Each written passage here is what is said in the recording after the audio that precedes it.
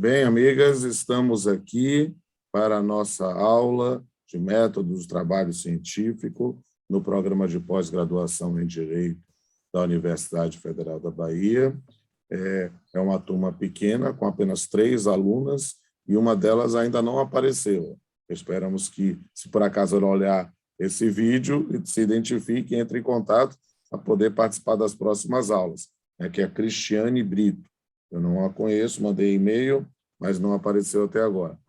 E na aula passada nós tivemos uma excelente exposição sobre Descartes, a cargo de Natália, nossa aluna aqui, e hoje esperemos que tenhamos uma outra excelente exposição sobre um autor que é seminal do pensamento ocidental, que é Francis Bacon, para a compreensão de uma outra metodologia. Se em Descartes, na construção do pensamento cartesiano, nós achamos a base para a compreensão do método dedutivo, agora nós vamos ter um texto que é a base, né, para a reflexão na construção daquilo que chamamos de método indutivo, como nós vamos explicar pouco a pouco.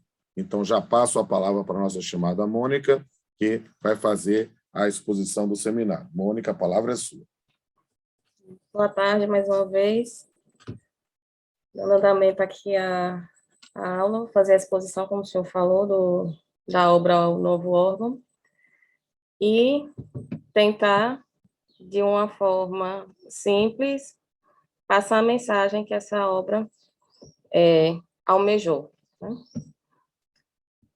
O livro que eu estudei, ele foi traduzido por José Aloysio Reis de Andrade, e a edição é de 2002.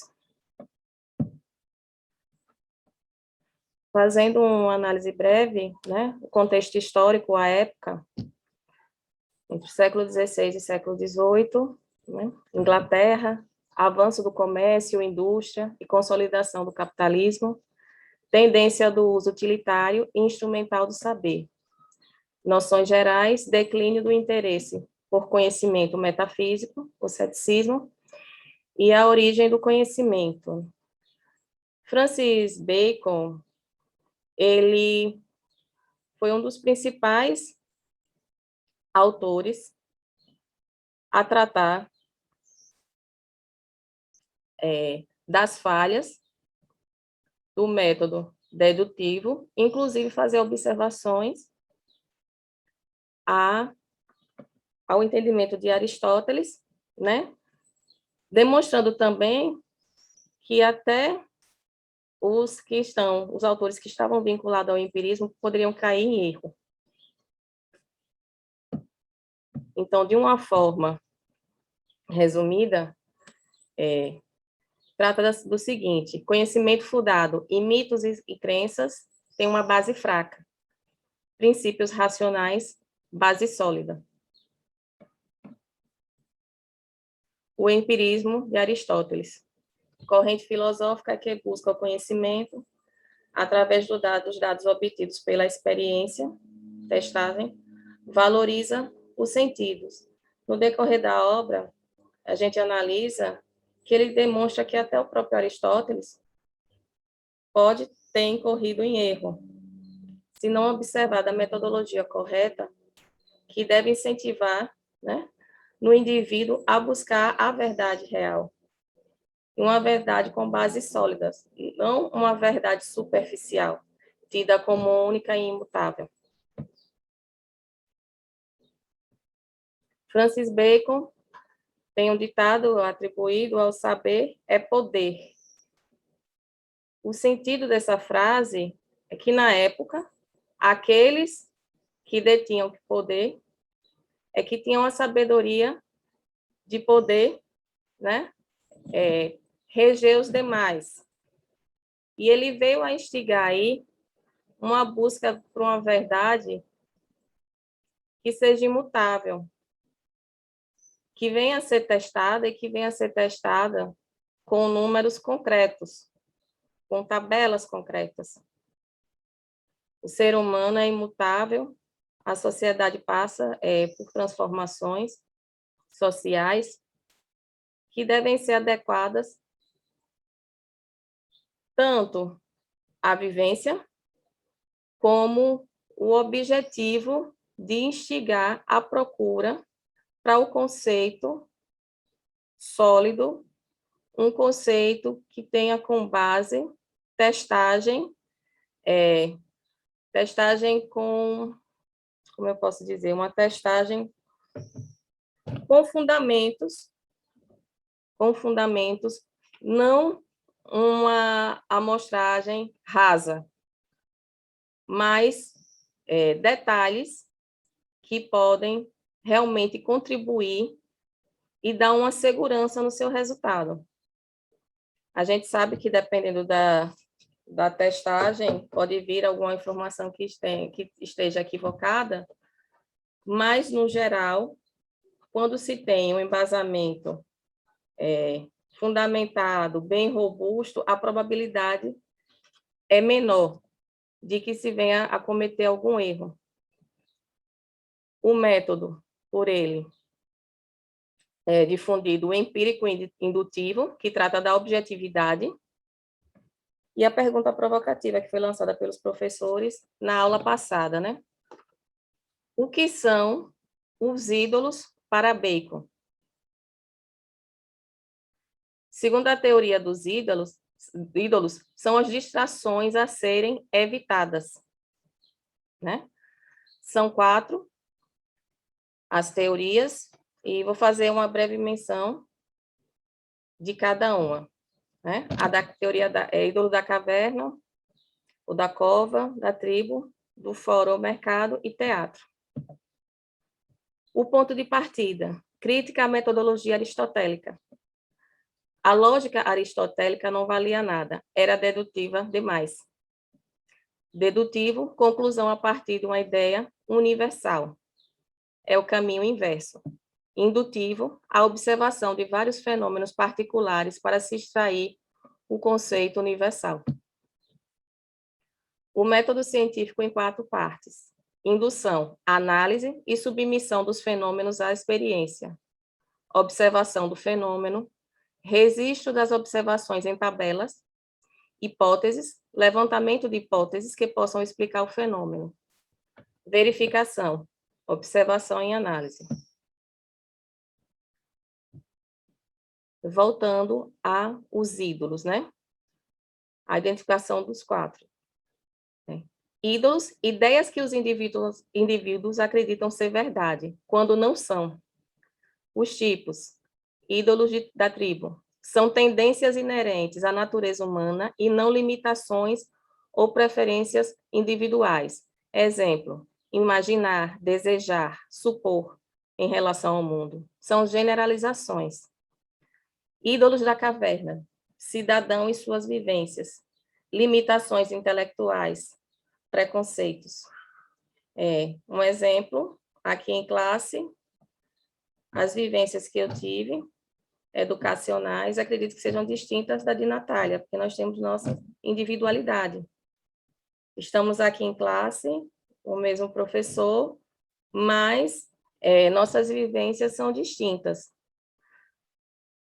Ídolos do teatro, provém do preconceito filosófico recebido, são limitações decorrentes da crença, manipulações.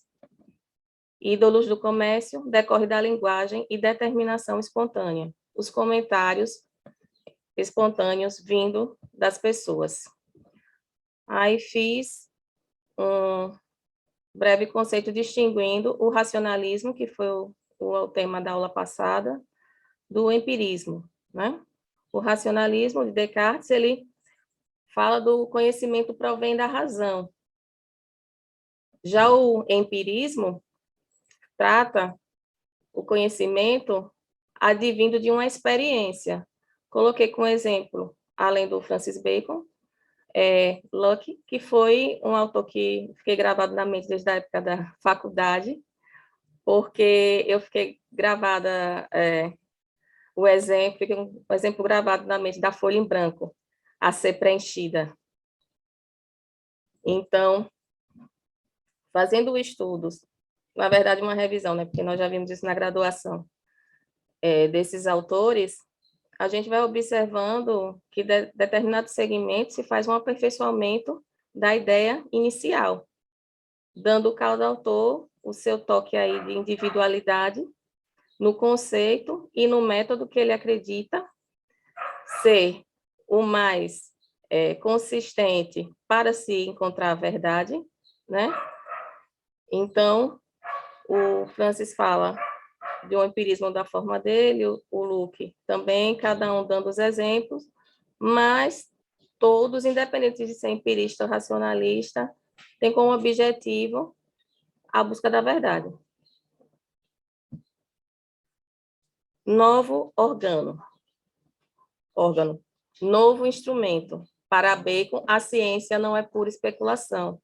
Deve servir para aumentar o poder dos seres humanos pela invenção de técnicas. Ou seja, esse novo instrumento que ele sempre trata na obra não está sendo aplicado, mas deve ser aplicado. A gente não deve se conformar com conceitos, né, que tratam apenas de argumentos não tão substanciais.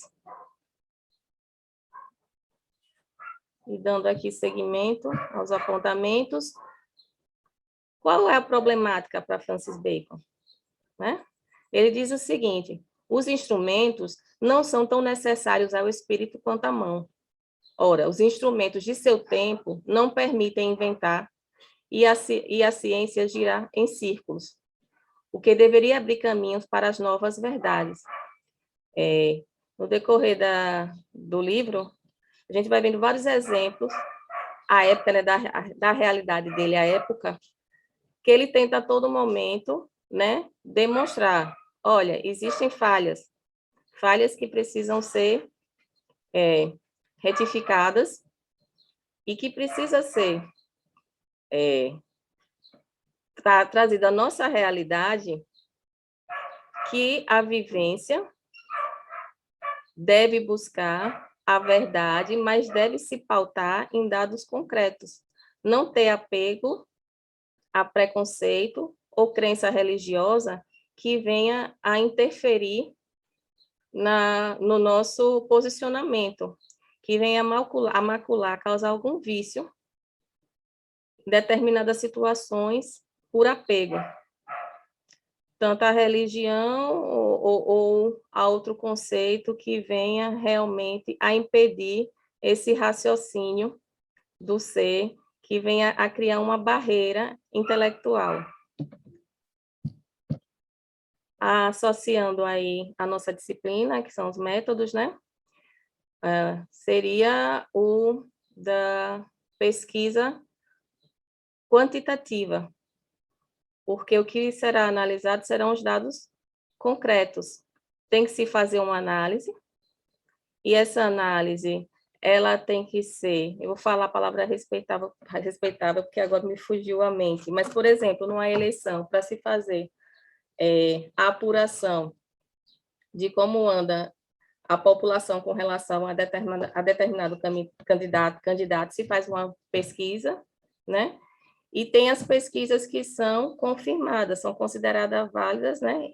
Idôneas, que não tenham, essas as que devem ser consideradas para se passar o percentual naquele momento. Então, levando aqui para a pesquisa científica, aplicar esse método, tem que se fazer a análise desses dados concretos quantitativa, o que não impede, né, de se utilizar também de outra metodologia. Tem que se ter em vista qual é a proposta que aquele pesquisador tem no momento. Então, se for utilizar esse método, a pesquisa é a quantitativa.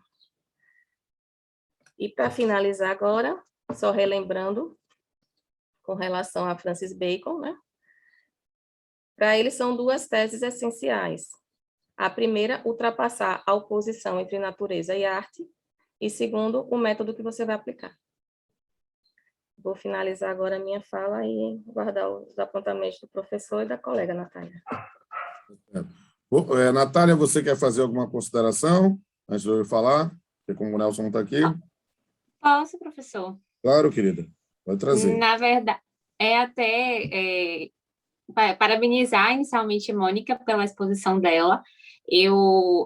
A gente trabalhou, né, como o professor falou no semestre passado, um pouco sobre Bacon também, e essa ideia do empirismo dele, de experimentar, né, de ter as experiências, que o objeto em si ele já guarda consigo ali informações que que serão agregadas à formação desse conhecimento, né? Então, através desse contato com o objeto, dessa experimentação do objeto, a formação desse conhecimento. E com isso ele traz, né, esses 4 ídolos que Mônica falou com a gente aqui, que acabam por distanciar da importância de você identificando esses ídolos, possa se distanciar deles o quanto possível para que seja formado o conhecimento científico com digamos que com uma lisura, né, com uma objetividade.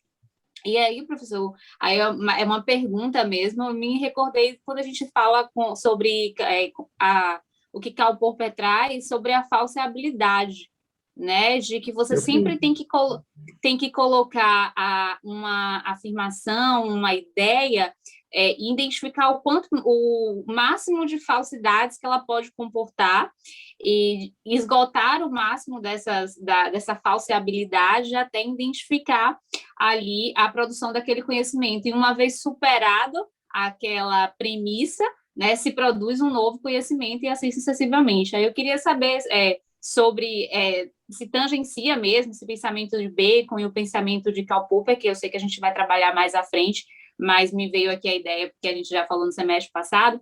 E um outro ponto, especificamente sobre Bacon, né, que hoje na aula passada a gente falou um pouco sobre isso, sobre essa questão do discurso das fake news, do discurso do ódio, enfim, que seriam também, são tribos, né, que você acaba ali, são ídolos da tribo, que os indivíduos têm, hoje a gente vê, né, cada vez mais essa associação de pessoas por um pensamento que elas não conseguem se distanciar desse ídolo, o que compromete o conhecimento científico. E se a gente pensar aqui até a ideia de uma sociedade mais harmônica, como uma forma de conhecimento mesmo, como uma forma... Porque a ciência busca essa harmonia, né? A produção do conhecimento busca essa convivência pacífica entre os povos. Então, esse ídolo da tribo aí, talvez me parece que as fake news, esse discurso do ódio seria aqui talvez esse associativismo da tribo que se forma nesses pensamentos, essa dicotomia que a gente tem vivido aí nos últimos anos aqui no Brasil. Eu achei essa contextualização com os ídolos da tribo excelente.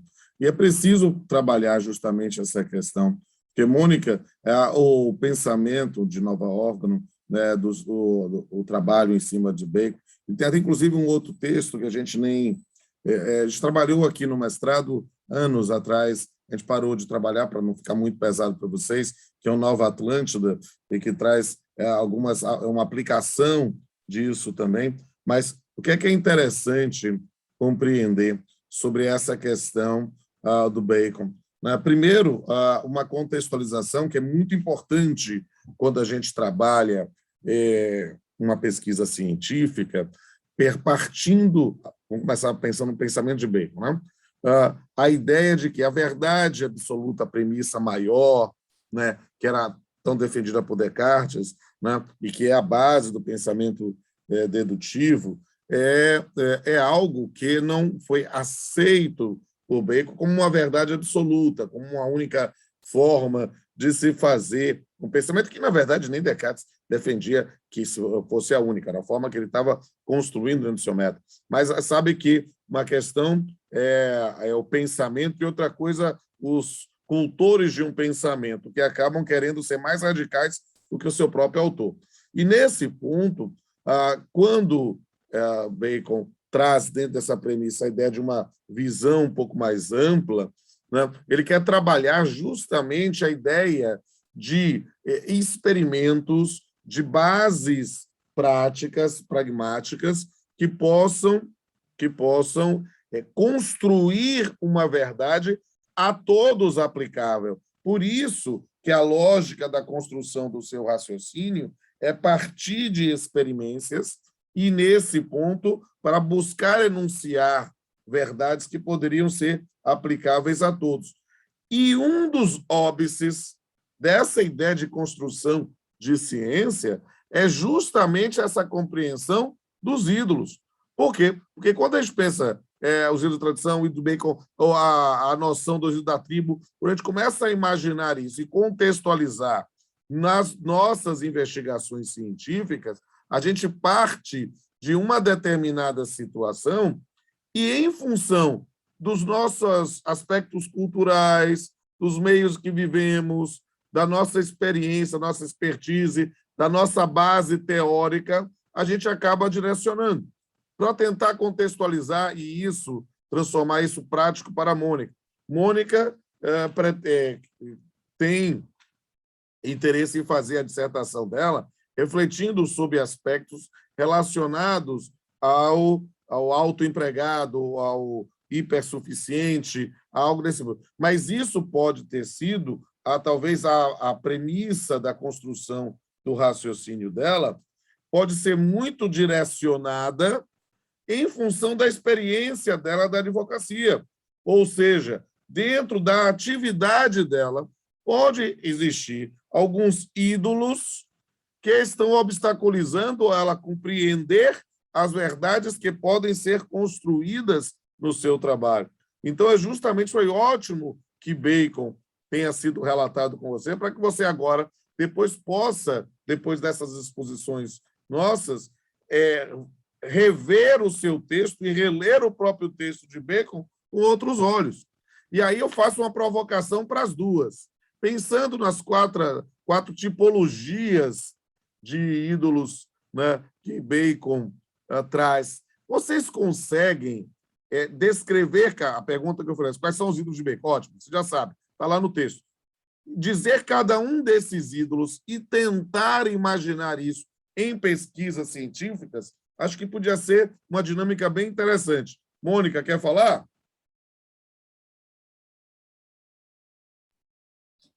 Então, professor... Nelson mandou uma mensagem dizendo que está entrando, que bom. Eu vou dizer aqui. Estávamos preocupados. Eu estava tenso, eu estava aqui na aula tenso. Mandei mensagem para a mulher e para o filho dele. A gente fica preocupado.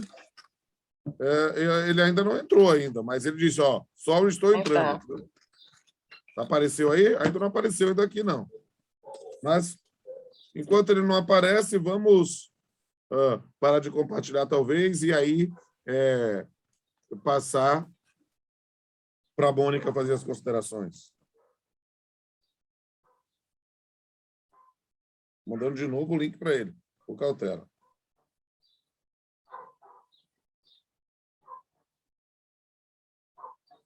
Então, não entrou ainda, mas deve estar com alguma dificuldade de internet. Então, Mônica, a palavra é sua. Então, professor, na verdade, já havia observado, desde agora voltando para minha situação em particular, que a gente conversou acerca da minha dissertação, que eu voltei a reler alguns textos e já tinha percebido que estava sendo bastante influenciada por preconceitos que eu tinha e que minha visão estava bem, como eu falo, bem restrita ao mundo em que eu vivo, né? E não estava dando atenção a outros detalhes importantes que devem ser observados, inclusive eu mandei até para o senhor uma pergunta no privado, porque eu assisti as aulas de 2017 até aqui e anotei com relação ao assunto que eu tenho interesse tratar, e observei que se eu tinha falado o que vem dizendo que é hipersuficiente, mas não tinha manifestado aí sua posição com relação se é uma nova figura de empregado, se não é, aí mandei para o senhor no privado. Então, o que é que ocorre? Com relação à minha situação, eu observei que eu estava sendo influenciada, então ia ser uma escrita de opinião particular, comprometendo minha pesquisa, e revi alguns dos meus posicionamentos, e acredito que, a partir de então, eu tenho como realmente realizar um estudo desapegado da... Olha só, ele está chegando. Respondendo. Aqui. Professor Nelson, que foi que você nos deu esse susto, rapaz? Rapaz, eu me passei. Você estava falando comigo antes da aula, eu entrei na aula, a gente deve estar entrando. Nada Pois de, é, meu Deus, eu fiquei assustado. Liguei para você, liguei para sua mulher, liguei para o seu filho, fiquei nervoso aqui. eu recebi a mensagem de meu filho. Né? Eu estava hoje de manhã, eu estou escrevendo um livro e estava envolvido na narrativa com o personagem do livro. E o personagem do livro me prendeu. Então eu fiquei preso no mundo da narrativa. Bem, tudo bem. Que fique preso no mundo das digressões, mas não. Mas agora eu Eu fiquei terminei assustado. Você não pode dar esse susto pra gente, não. Eu fiquei feliz que você me resgatou. Muito bem. Desculpa aí vocês, mas Não. eu tenho 20 anos nunca cheguei atrasado. É por isso que ele deixou tempo. Por isso, Ele ficou tenso. Verdade. ficamos ainda mais preocupados por isso, professor. Exatamente. Aí o que aconteceu? Eu estou vivo. Deixou a Agora, gente mal acostumado, aí de repente a gente fica aí. agora eu vou me vingar no personagem. Bing nele. Quando eu voltar à narrativa dele, ele vai ficar preso no mundo da tradução das ideias. Eu vou prendê-lo aí nesse negócio. No mundo cibernético. Tá certo. Mas como é que vai aí a história? Me conte. Aqui, não, olha, ela praticamente aqui já fez a exposição dela e já estávamos fazendo os comentários, né? Ótimo, Mas ótimo. a gente pode abrir para que você faça uma visão geral aí sobre Bacon para ajudar ainda mais Mônica nas suas perspectivas. Qual foi a posição da Mônica? Mônica, fala aqui para o professor Nelson. Em relação aos... Qual foi dos ídolos o que você achou mais venenoso? Os ídolos que eu achei mais venenoso, dependendo do contexto, professor. Pode ser qualquer um dos 4. No contexto da sua tese. Então, como eu havia falado para o professor Rodolfo, para a colega Natália, eu percebi que, na verdade, já estava com consciência que meu pensamento estava totalmente influenciado pelas minhas vivências. O professor Rodolfo chegou até a falar no início da aula que, talvez, por ser advogada, influenciasse na minha pesquisa, né? O meu interesse por aquele assunto. E ele tem razão. Cheguei, inclusive, a ficar amarrada totalmente aí por esse preconceito, né, que eu já tinha com relação a determinado assunto, que fiquei com a visão totalmente restrita.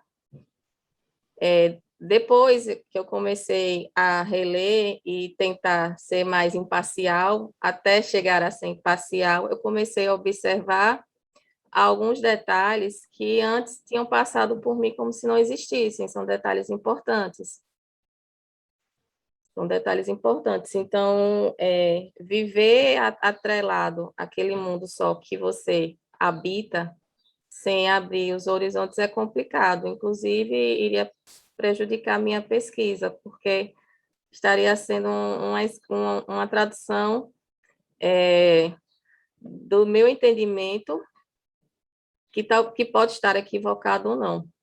Seria uma opinião, trabalho de opinião. Então, comprometeria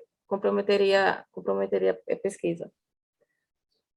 Mas, para mim, eu acho que sempre é tempo para recomeçar, né?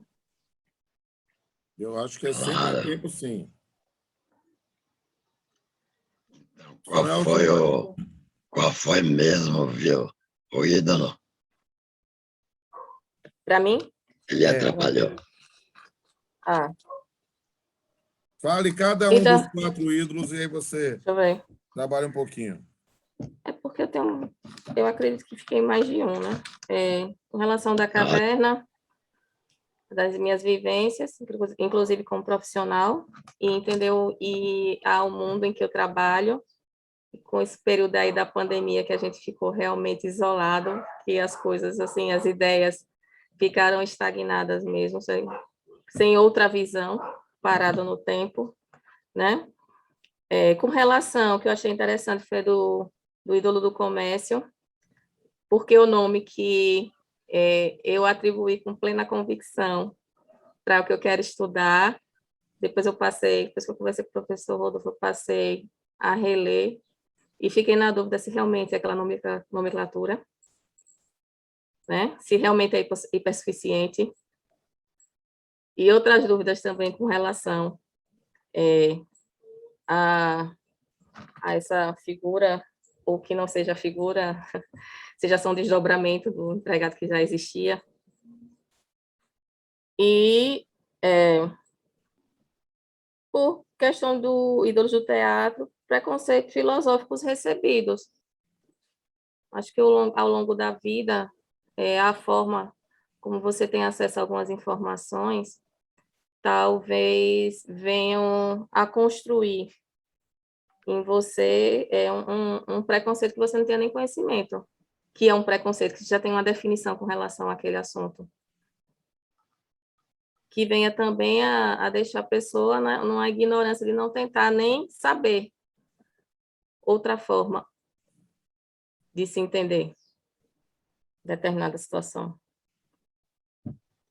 O da tribo, a Natália já havia feito aqui uma associação a determinadas condutas que a gente vê na internet, desdobramentos, assim, com relação até à manifestação coletiva de tentar voltar, né, forçar para apenas um entendimento e os riscos que podem surgir, né? Porque à medida que vai se evoluindo a sociedade, as formas também de se demonstrar a atuação desses ídolos são distintas, né? Há 200 anos, ninguém ia imaginar que poderia se disseminar o ódio através da internet, né? O que seria a internet há 200 anos? Improvável. Seria improvável. E da forma como a tecnologia evolui, daqui a 10 anos também a gente não sabe qual vai ser outra forma de atuação desse ídolo. Espero ter respondido. Eu achei legal, acho que mais a você, no seu estudo da sua pesquisa, você reconhece alguns autores que podem ser negativos para a sua resolução, que você aderindo a esses autores, você vai ficar meio cega. Alguém que está funcionando como espécie de manual. Eu vou seguir isso aqui, aí se você segue, você está seguindo o manual. Ou você já se viu livre disso? Então, como eu havia falado no início da aula, Natália e eu estamos na mesma classe, mas a gente tem experiências, né, diferentes. Com relação aos autores, o que eu percebi foi limitação. Limitação. Falando da minha Limitação do autor, limitação sua. limitação de autor e limitação minha de enxergar, que aquilo não era suficiente. Por quê?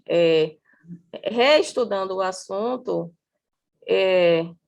algumas perguntas, eu mandei até outra pergunta para o professor Rodolfo no privado, um entendimento que eu tinha era o entendimento que Godinho falou, que era o considerado, eu não vou citar o nome de outros autores da época que eu fiz a graduação, que diziam que não era referência, que a referência era ele, porque eu estou formada desde 2006.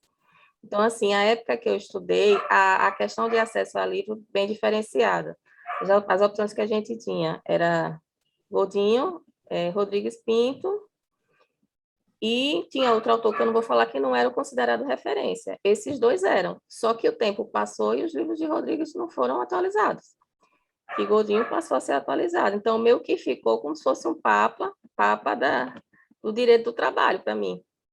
Porque saiu a edição, então o que ele falava, para mim, era lei.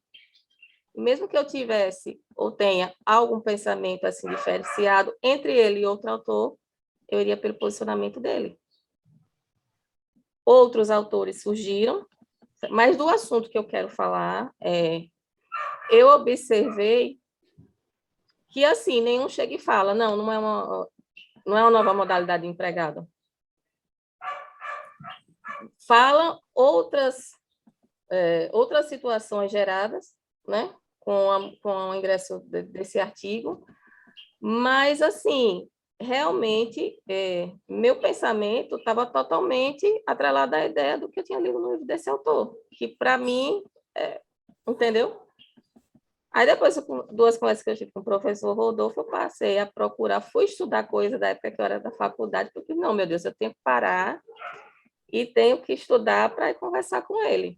Eu vou ao socorro de Mônica aqui, justamente Maravilha. para dar uma lapidada, Mônica. É justamente, você está batendo na trave, está chegando. A ideia é perceber, Mônica, que a sua visão a priorística sobre o tema que você pretende fazer uma dissertação de mestrado estava tão contaminada por algumas modalidades de ídolos que você não estava conseguindo achar a essência do seu trabalho. Porque quando você consegue abstrair desses ídolos ou não se influenciar necessariamente com eles, já que eles estão sempre presentes na nossa vida, e pode buscar o seu próprio pensamento na construção, aí sim você pode obter uma construção de uma verdade científica. Eu estou botando um adjetivo para facilitar a compreensão. E, assim, minha surpresa com relação a essa escravidão, trato como escravidão, porque para mim era o que tinha, seguir essa linha, que depois que eu conversei com o professor Rodolfo, eu fiquei pensando, meu Deus, eu sou da área trabalhista mesmo, porque eu tive essa dúvida. Eu acho que por uma semana ele mandou uma mensagem, vai desistir, vai fazer mesmo, porque eu fiquei com vergonha da ignorância, entendeu? Isso é muito limitado. Mas aí, assim como eu falei para o professor Rodolfo, eu fiz algumas considerações, observei coisas que antes para mim passava despercebido, mas estava realmente aprisionada de não ver outro caminho, outro tipo de pensamento. E ele percebeu isso. Rodolfo ali, Rodolfo, como seu pai, você está muito bem amparada. Embora você precisa se distanciar até de Rodolfo. Mas ele estudou civil, eu conheci o trabalho dele. Quem é seu orientador? Sou eu. É o professor Rodolfo. Só que eu conheci o trabalho dele, então, não foi como Rodolfo, não. professor de direito do trabalho, foi Se como Rodolfo é direito seu civil. orientador, então você está salva, porque ele é um monstro. Mas veja bem, quando você estava conversando, você falou que estava tendo uma opinião. E eu me E não lembrei. sabia que era opinião, achei que era. Exatamente. Tinha opinião e não sabia que era opinião. Isso é um fenômeno muito comum, sobretudo quando você está lidando com teoria, com filosofia. O Bacon, ele alerta para a questão da opinião. E como você deve fugir da opinião. E ele faz uma recolecção da origem da opinião. Ele mostra que a opinião está na caverna de Platão. Você lembra da caverna de Platão? Uhum. Você fica na caverna, fica todo mundo lá dentro, todo mundo no escurinho, todo mundo dividindo as mesmas opiniões, todo mundo calmo. Até que um dia alguém sai da escuridão e encontra a luz. E quando você encontra a luz, você fica cego. E quando você fica cego, você é iluminado. Você sai da escuridão. Aí quando você volta para a caverna, você não reconhece mais ninguém, nem ninguém lhe reconhece. quando você está no mundo da opinião, no mundo desses ídolos, você fica tão ofuscada, tão presa, que você não percebe que você está presa, porque você está num ambiente confortável. Só quando você sai, que você entra no outro mundo e você recebe outras injeções, é que você vai reconhecer que você estava presa. Quando você está no mundo das opiniões, você está presa no mundo da caverna. Para sair não é fácil, não. Precisa um dia aquela luzinha que tem ali, que pode ser a bibliografia que o Pamplona está te passando. Aquela luzinha que tem ali pode lhe dar o despertador para você perseguir um outro caminho, para você ser iluminada e sair da caverna e entrar em outro plano. Agora, evidentemente que a luzinha que você recebe, ela também é perigosa, porque você pode ser tão possuída por um facho de luz que você vai seguir o novo facho de luz como a resposta final. E pode ser que não seja essa a resposta final. Então, você tem uma amplitude de luz para você ser como Santo Agostinho, iluminada. E aí você começar a rever, que é o que Santo Agostinho faz. Ele revê toda a trajetória dele, tudo o que ele pensava antes. Ele vai revendo e vai analisando e vai fazendo autocrítica para que o crescimento dele seja possível. Então, quer dizer, nesse momento é genial que você esteja tendo essa oportunidade, porque você pode despertar para uma coisa muito maior, até do que você está imaginando. E eu tenho certeza que Rodolfo vai lhe dar toda a abertura, entendeu? Porque é típico dele dar abertura aos orientandos dele. Mas é isso. Para isso você precisa sair da caverna, você precisa sair dos ídolos. Aí o pior deles, na minha opinião, é essa prisão intelectual. A prisão intelectual, assim como a prisão ideológica, que é outro ídolo terrível. A prisão ideológica é um ídolo terrível. Eu vivi no período da ditadura, onde a gente não tinha direito a dizer nada. Mas, mesmo assim, a gente sempre dizia alguma coisa. Não podia publicar matéria X, não podia publicar notícia X. A gente chegava lá e publicava no jornal um poema. O leitor, ele se via diante do poema e ele se perguntava o que diabo esse poema está fazendo no jornal. Então ele chegava à conclusão que aquilo ali deveria ter sido espaço censurado pelos militares. Então, tem muitas maneiras de você dizer o indizível, entendeu? Tem muitas maneiras. Mas é muito difícil você não ser possuída pela ideologia. Eu sempre trabalho a questão da ideologia porque eu vivi muito isso. Eu saí desse negócio. Tanto que hoje, por exemplo, aqui falando com vocês, eu afirmo categoricamente, não haverá golpe de Estado no Brasil. Mas eu estou afirmando isso hoje, mas eu já afirmo isso há muito tempo, desde quando o tal do Bolsonaro chegou, que falava elogiando o AI-5. Pô, não vai ter, cara. Tire seu cavalinho da chuva. Ele até talvez gostaria Às vezes eu tenho dúvida se ele gostaria. Às vezes eu tenho dúvida se ele acredita naquilo que ele diz, porque isso é uma estratégia comum das ideologias. Dizer as coisas que você não acredita, para que as pessoas pensem em outra coisa. Mas dizia o Adhemar de Barros, o governador de São Paulo, o seguinte, ele dizia, falem mal ou falem bem, mas falem de mim. Então, isso é uma coisa comum. Então, não há espaço.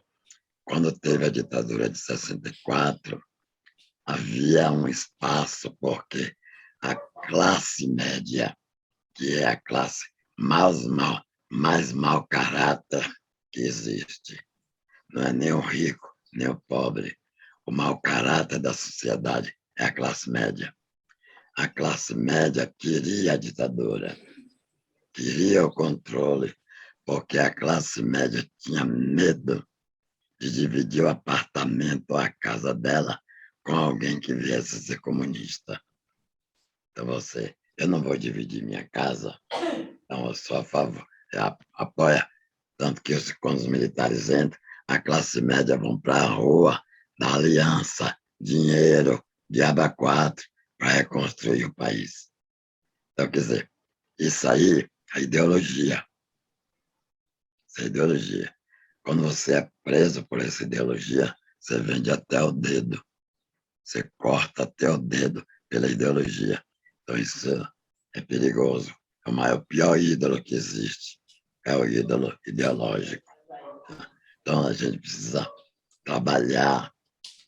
Eu estou acompanhando a tese de um aluno que está discutindo o limite, ou os limites da legislação trabalhista. E os limites da pobreza, a legislação do trabalho, a lei do trabalho e a pobreza. Uma coisa é você discutir a lei do trabalho, a lei trabalhista, para o sujeito que já tem um emprego. Aí você vai defender o empregado. É um Estado existente. Mas como você vai tratar, não quero que trate isso na sua tese, não, estou só comentando, como você vai tratar o desempregado, mas não o desempregado que já foi empregado, mas o desempregado que nunca foi empregado, nunca teve a carteira assinada e talvez morra sem tê-la. Como que a legislação poderia incluir esse sujeito? Como que a legislação poderia amparar o mendigo? O mendigo trabalha?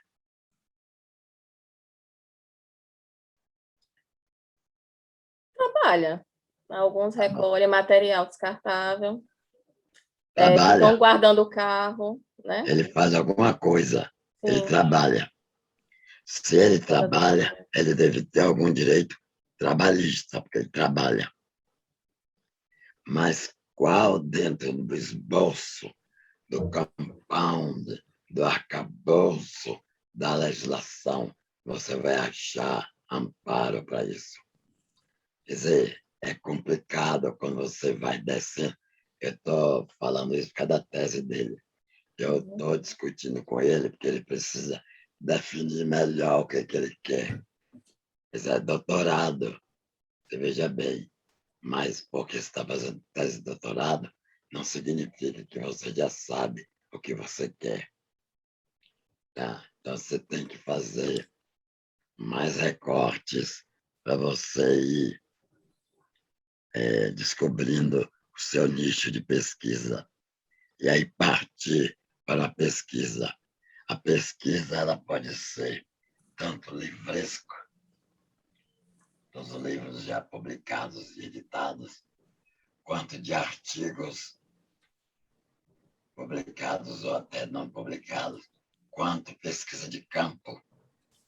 O programa aqui não gosta muito de pesquisa de campo, porque tem gente no programa, o Pamplona até dadivoso, e ele aceita pesquisa de campo, até estimula às vezes. Mas o programa em si não estimula a pesquisa de campo. Se você não estimula a pesquisa de campo, você nunca vai achar nenhum desses fenômenos, porque esses fenômenos não são livrescos, eles são existenciais. Eu acho que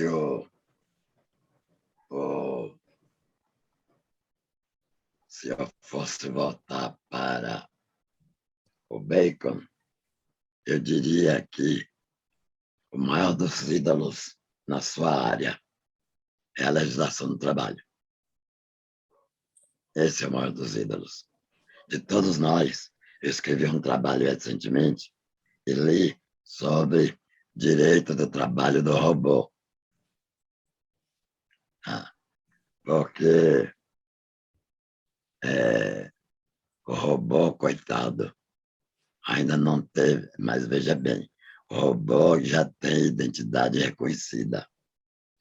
Tá? A Arábia Saudita deu cidadania a Sofia, uma robô. Deu cidadania. Ela tem cidadania, tem carteira de identidade, tem tudo. Pode até votar. Ela tem cidadania.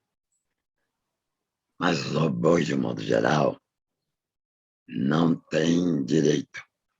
Mas a Amazon, ela coloca os robôs para fazer tudo. De manhã, de tarde, de noite, de madrugada. É só robô.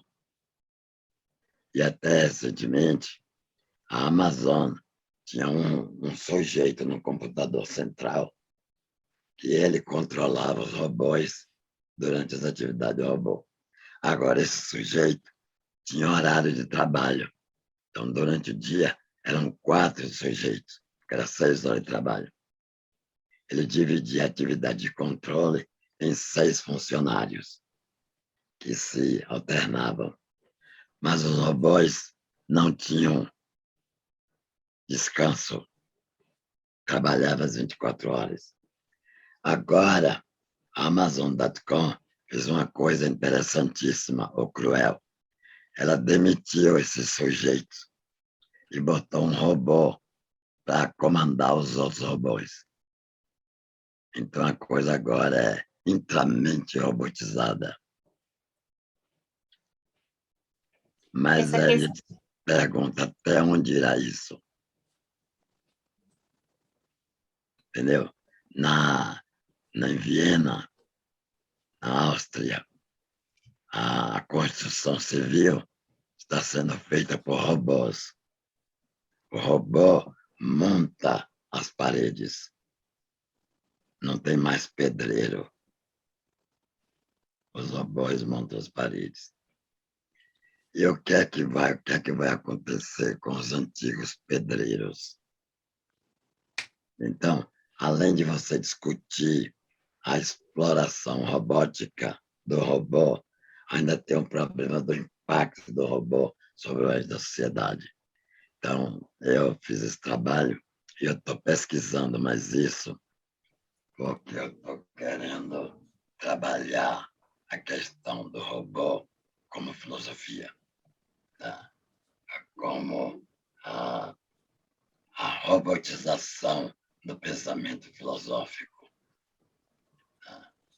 E com a queda do livro, a extinção do livro, que eu defendo e que o livro vai sobreviver e vai sobreerguer, mas por enquanto ele está em estado causa-mortes. Está todo mundo na internet, está todo mundo nos PDFs. Você pode dizer, mas o PDF, professor, não é um livro? Não tenho certeza. Um PDF é um PDF. Daqui a pouco ele pode ter identidade. Então, eu estou interessado nessa viagem. Tá? Então, o maior problema da gente são os problemas macro, é o macrodomínio. O macrodomínio que a gente precisa refletir mais, exige mais reflexão, cada vez mais reflexão. Para a gente não... Eu não quero aqui dar opinião, até porque eu não tenho. Eu estou apenas observando. Mas as macropolíticas e as ideologias, elas são os maiores ídolos. São os ídolos dos ídolos, os macro-ídolos. E fica todo mundo pendurado. Então, quer dizer, a gente tem que explorar um pouco isso. Não pode não ser agora, mas a gente pode explorar um pouco isso mais adiante no curso. Espero que eu tenha atrapalhado mais. Então, professor Nelson, o senhor me definiu em algumas palavras, que a questão também da ideologia, que eu não falei, o senhor reportou da forma como eu vivencio. Estava, né? Vivenciando. Como se fosse única e imutável.